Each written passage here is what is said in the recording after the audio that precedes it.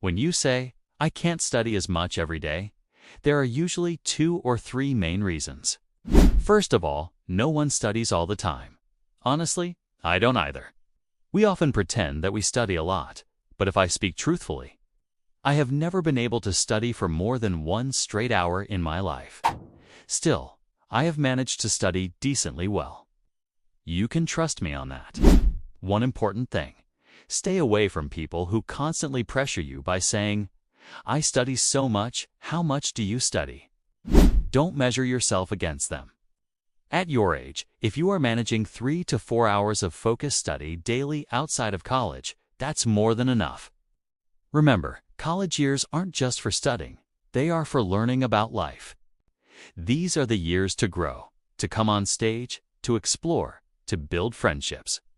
Go watch movies with friends, go on outings, sit in restaurants, and talk nonsense for hours.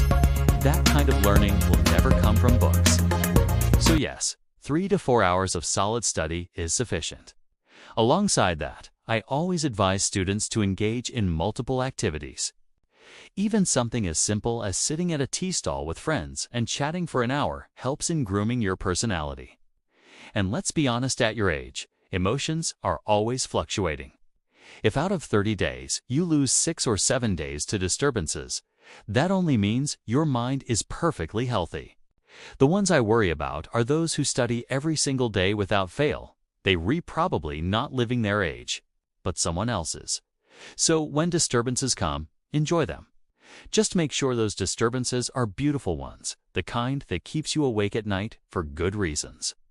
Now, you asked me to share an example where I chose to let go. Let me tell you. About 7 or 8 years ago, I went through a phase of anxiety. There were some people who made life extremely difficult for me. They harassed me endlessly day and night for no real reason. At that time, I suffered a lot. Later, situations changed, and I got better. During those days, I read a couplet by Rahim that became the principle of my life.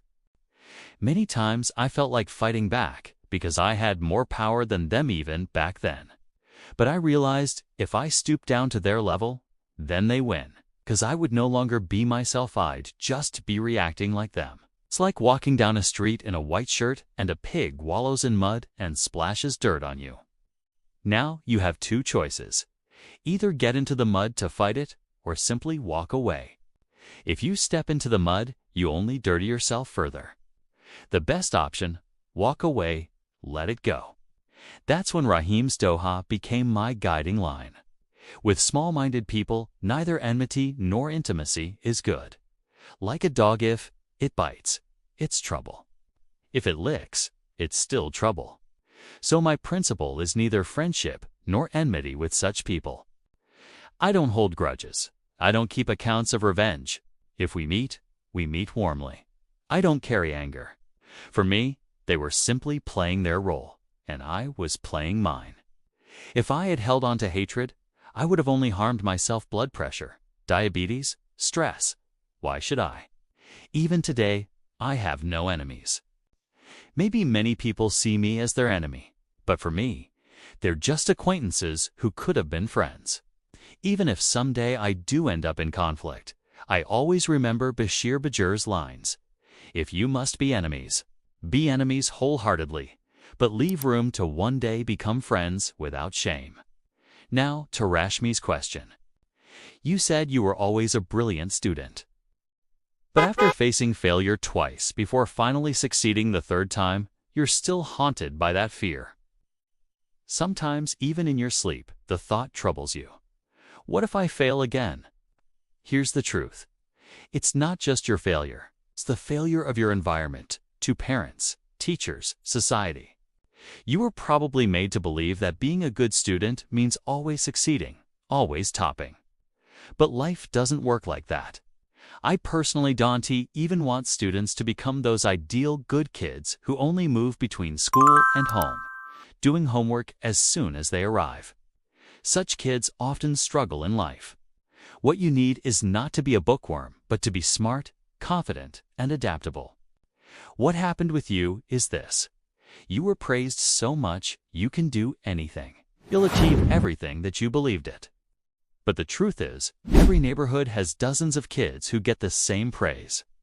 When all of them enter the same competition, only some succeed. The rest, naturally, feel restless. You're actually lucky you succeeded on the third attempt. Many people never succeed, yet they still live and find meaning in life. So here's my advice. Lower your expectations from yourself. And I know that's easier said than done. The way to do it: keep a few good friends who don't expect greatness from you, who help you stay normal. Write a diary, read good novels, watch films that teach you how to be at ease, not great. Greatness is a disease. Don't chase it. The real struggle is not to be extraordinary, it's to be normal, simple, and at peace. Tell yourself daily, I'll try my best. If I succeed, wonderful. If not, no problem. Life goes on. At the very least, I'll gain experience. Now, to the last question about let go and destiny. You asked? Sometimes, when you feel exhausted and want to quit, how do you know whether it's right to let go, whether just one more try might have made it happen? Won't you regret letting go? My answer is, at your age, don't rely on destiny. Nobody knows what destiny really is or how much it matters. When someone loses, we comfort them by saying, "It wasn't in your destiny." That word is simply a way to console. Yes, later in life, you'll understand the wisdom of the Gita that not everything is in our control. That's true. But it also doesn't mean everything is in someone else's control. Without hard work, no one achieves anything, not even the so-called lucky ones. So here's the balance. Accept that some things are not in your control, but whatever is in your control, give it your all. Work with discipline and full effort. That way, you write the best possible version of your own destiny.